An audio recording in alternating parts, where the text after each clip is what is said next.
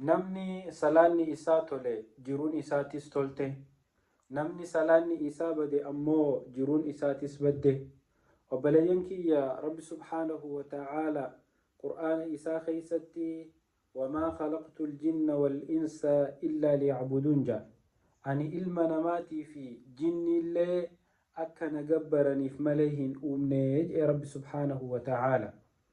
gabbartii isaa keeysaa takka salaata shanani ka ulfina isaatiif jecha rabbi subhaanahu wa ta'aala ergama isaa gama samiititti ol baasee dirqama salaatummaa kana itti kenne. salaanni jabaa ta'uun rabbi subhaanahu wa ta'aala wahyii jibriiliin hin ergine rasuula rabbii sallallahu alayhi wasallam gama samiititti ol baasee dirqama salaataa itti kenne. obboleeyyan kiyya, tanaaf salaanni kun waan jiruu ilma namaa bareechaati. waan gabrichi yoo isa dalage ittiin milkaa'uuf, waan gabrichi yoo isa dhiise ammoo jiruun isaatii fi innilleen itti baduu jechuudha. obboleeyyan kiyya, qur'aana keeysaa aayatoonni waa'ee salaataa dubbatu hedduudha. tokko inna salaata tanhaa ani ilfahshaa'i walmunkar.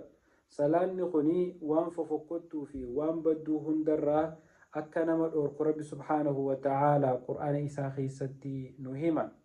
akkasuma rasuuli rabbii sallallahu alayhi wasallam hadiisa abuu hurayraa irraa odeeyfame ka abuu daawud gabaase keeysatti akkana jaan inna awwalu maa yuxaasabu bihi alcabdu yawma alqiyaamati min camalihi salaatuhu فإن صلحت فقد أفلح وأنجح وإن فسدت فقد خاب وخسر.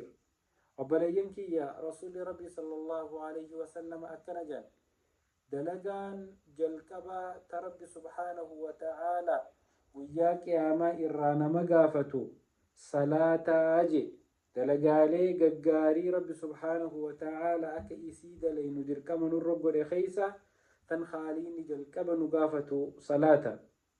فإن صلحت سلاني خيخيو تلتي فقد أفلح وأنجح نمنخن وملكاوي ونجه يا رسول ربي صلى الله عليه وسلم.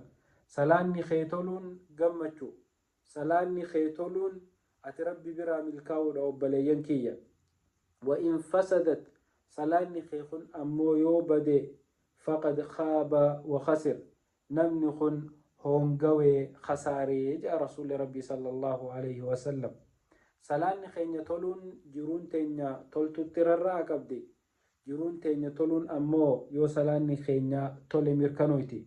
نمني صلاة هنقبني وان تكالي وان قبو سلاني أتوبا أمنتي إسلاماتي دلقا ربي سبحانه وتعالى جلقب إرانا مقافتو.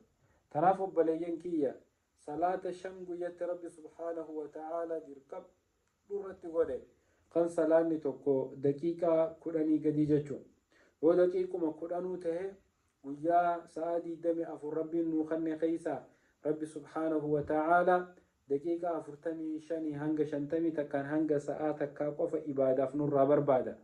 sa'aa 24 rabbiin sii kenne tana keeysaa sa'aa takka akkamitti rabbii keetiif dhabda?